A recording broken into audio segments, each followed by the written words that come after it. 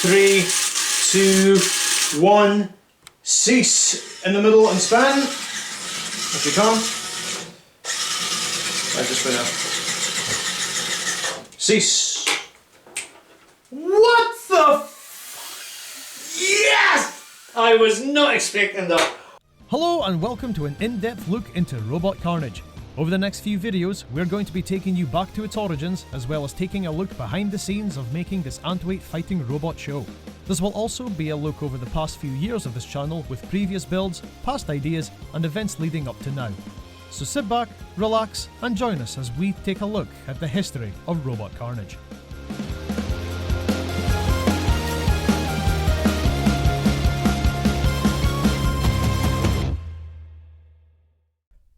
Back in the late 2010s, the Robot Wars reboot aired and fired up that once childhood dream to enter the show, or at least build my own fighting robot.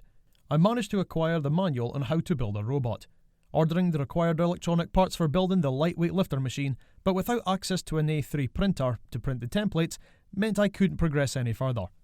This would all change after discovering that the Beetleweight class was a thing, and that events were happening up and down the country. Taking some ideas, I would create my first robot in Nitro, a simple scoop lifter machine powered by a drill battery. And it still exists. It's a little rough because obviously the paint didn't quite stay on, but yeah, this was all just made of sheet aluminium, a few pieces of angled bracket, polycarbonate taken from the window of an old shed, steel tubable aluminium square tubing, all held together, and drill battery still in at the back.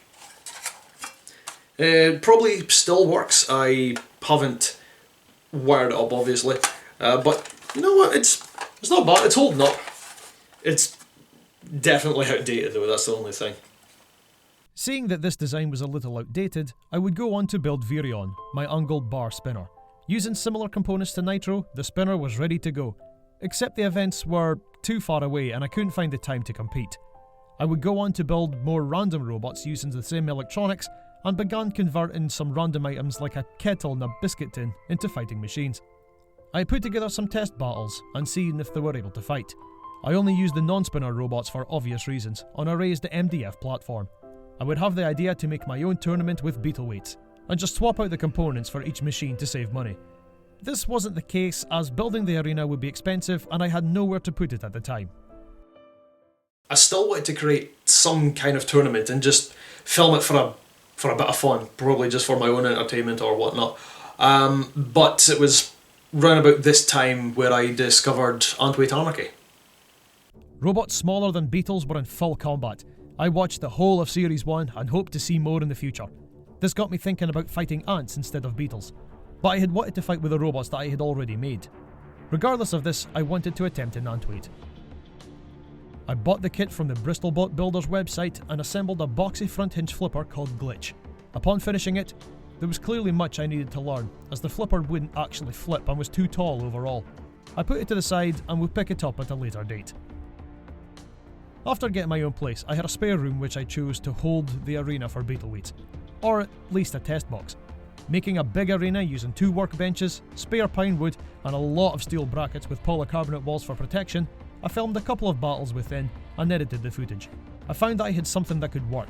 I even began making stats boards for all the machines that would be taking part. The Ant-weight class was still on my mind, and I bought a pre-built pusher ant from Team Nuts and Bolts to see how the electronics were wired up.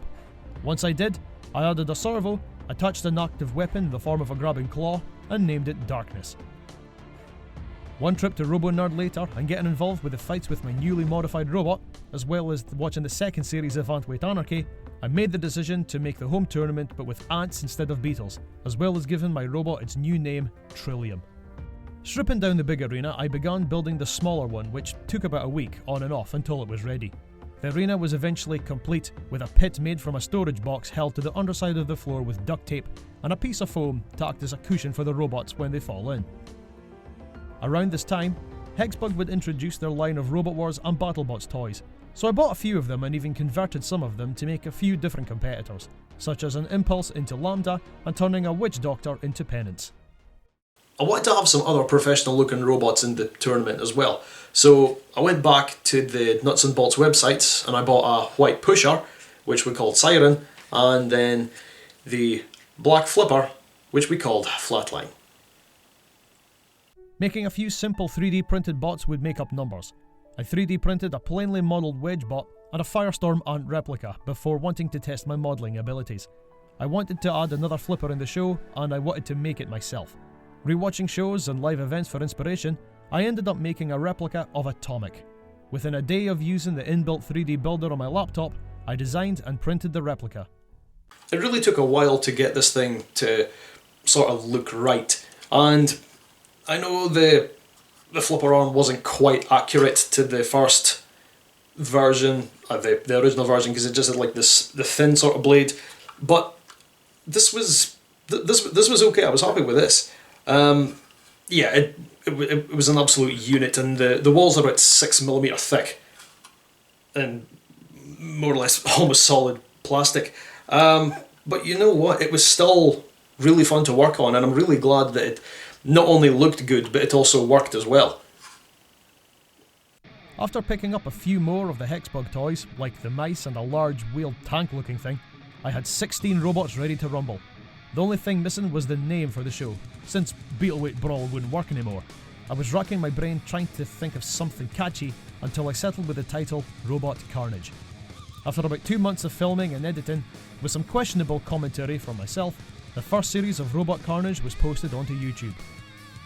Join us next week where we go behind the scenes of the show, setting up the arena and going into the editing process.